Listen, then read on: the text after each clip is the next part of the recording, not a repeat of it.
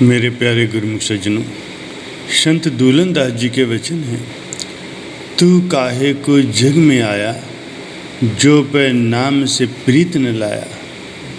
तृष्णा काम शवाद घनेरे, मन से नहीं बिसराया। भोग विलास आस निस्वासर, इत उत चित भरमाया। त्रिकुटी तीर्थ प्रेम जल निर्मल, सूरत नहीं नहवाया। दुर्मत करम मैल सब मन के, सुमिर सुमिर न छुड़ाया। फरमाते हैं मनुष्य, यदि तूने प्रभु के नाम से प्रीत नहीं लगाई तो फिर तू संसार में आया ही क्यों। चाहिए तो ये था कि तू परमात्मा का भजन सिमरण करता, जिसके लिए तुझे ये मनुष्य जन्म मिला था। परंतु तूने अनेकों तृष्णाएं, अनेकों कामनाएं अपने मन में बसा रखी। उन्हें तूने मन से नहीं भुलाया और भोग विलास की आशा में रात दिन अपने मन को इधर उधर भरमाता रहा। मलिन कर्मों तथा दुर्मत की जो मैल जन्मों जन्म से तेरे मन पर चढ़ी हुई है, उस मलिनता को न तो तूने नाम का स्मरण करके धोया और न ही अपनी सूरत को त्रिकुटी के तीर्थ में प्रेम के निर्मल जल से स्नान करवाया। तूने इस बात की खोज करने का कोई प्रयास ही नहीं किया कि तू कहाँ से आया है और तुझे कहाँ जाना है। तू अपनी आँखों से नित्य प्रति देखता है कि सभी उत्पन्न होकर के धीरे धीरे नष्ट हो रहे हैं और काल संपूर्ण ही संसार को खाया जा रहा है। इसीलिए चेत जा और अपने अंतर में सत्य का संग कर, अर्थात सत्य वस्तु को अपने हृदय में बसा। अपने मन में जो तूने मोह माया को बसा रखा है, उसका त्याग कर दे। संत दूलन दास जी कथन करते हैं कि मैं अपने सद्गुरु पर बार बार बलिहार जाता हूँ, जिन्होंने अपनी कृपा से मुझे उस अलग पुरुष का साक्षात्कार करा दिया है। संत महापुरुषों का इस धरा पर अवतरण जीवों को कल्याण के लिए होता है। वे अपने कल्याणकारी उपदेशों के द्वारा जीव को मोह अज्ञान की नींद से जगाते हैं, उन्हें अपने वास्तविक कर्तव्य का बोध कराते हैं। जैसा कि दूलन दास जी ने फरमाया है कि ये जीव, यह तूने परमेश्वर के नाम से प्रीत नहीं की तो फिर तू इस संसार में आया ही क्यों। इन वचनों से स्पष्ट होता है कि जीवात्मा के मनुष्य शरीर धारण करके इस संसार में आने का उद्देश्य ही यही है कि वह परमेश्वर के नाम से प्रीत करें और भजन भक्ति में अपना चित्त लगाए। भाई नंदलाल जी कथन करते हैं कि हवाएं बंदगी आबुर्द दर वजूद मरा, वगरना जोग चुनी आमदन नबूद मरा।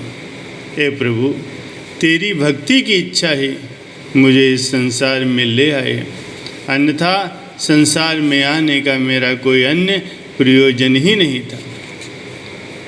प्यारे सज्जनों, मनुष्य शरीर धारण करके इस जीव संसार में आया तो इसीलिए ही है कि वो भजन भक्ति का सच्चा लाभ प्राप्त करे। परंतु अपने इस वास्तविक कार्य को भूलकर वो मोह माया के अधीन हो गया और माया काया के धंधों में ही लग गया। अपने मन में अनेक प्रकार की तृष्णाएं और वासनाएं उसने बसा ली और दिन रात शरीर इंद्रियों के भोगों में ही लगा रहता है। इस प्रकार वो अपने अमूल्य दुर्लभ और उत्तम जन्म को व्यर्थ ही नष्ट कर रहा है। कहाँ से आया है और उसे कहाँ जाना है, उसका असली घर कौन सा है, इन बातों का वो जरा भी ध्यान नहीं देता।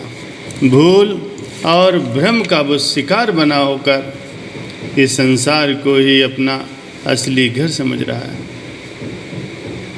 इस भूल व भ्रम का निराकरण भी उसे तभी होता है जब मनुष्य को सौभाग्य से समय के पूर्ण संत सद्गुरु की शरण संगत प्राप्त होती है। उनकी संगत में ही उसे वास्तविकता का ज्ञान होता है और तब वो नाम में चित्त लगाकर माया मोह से मुक्त हो जाता है। महापुरुष श्री गुरु अर्जुन देव जी महाराज जी के वचन हैं। फरमाते हैं, ए प्राणी, तू यहाँ लाभ उठाने को आया, फिर तू व्यर्थ के कामों में क्यों लग गया? सचेत हो जाओ, क्योंकि तेरी आयु रूपी रात्रि धीरे धीरे समाप्त होती जा रही। जैसे पशु पक्षी क्रीड़ा में मगन रहते हैं, उन्हें मृत्यु नहीं सूझती, मोह माया के जाल में फंसकर मनुष्य की भी वैसी ही दशा हो रही। इस माया जाल से वही मुक्त होता है जो नाम का स्मरण करता है। ये कैसी विडंबना है जो घर अर्थात संसार एक दिन छोड़ जाना है, तुमने उससे तो अपने चित्त को जोड़ लिया और जहाँ जाकर सदैव रहना है उसकी तुम्हें जरा भी चिंता नहीं। परंतु इस स्थिति से वही जीव मुक्त हो सकते हैं जो सद्गुरु की चरण शरण ग्रहण कर लेते हैं। सद्गुरु की चरण शरण ग्रहण कर जब मनुष्य उनके बख्शे हुए नाम का स्मरण करता है तो उसके अंतर की समस्त मलिनता धुल जाती है और उसकी सूरत पवित्र निर्मल हो जाती है। फिर जब वो सद्गुरु की बताई हुई युक्ति के द्वारा सूरत को अपनी त्रिकुटी में ठहराता है, जहाँ एड़ा पिंगला और सुषमना का संगम है, तो उसे परमात्मा के साक्षात दर्शन होते हैं, जिससे उसे आत्मिक सुख और आनंद की प्राप्ति होती है और मनुष्य जन्म का उद्देश्य भी पूरा हो जाता है। इसलिए मनुष्य को चाहिए कि समय के पूर्ण संत सद्गुरु की चरण शरण ग्रहण कर उनकी बताई गई युक्ति द्वारा परमात्मा का साक्षात्कार करे, जिससे कि उसका संसार में आना सफल और सकारत हो जाए।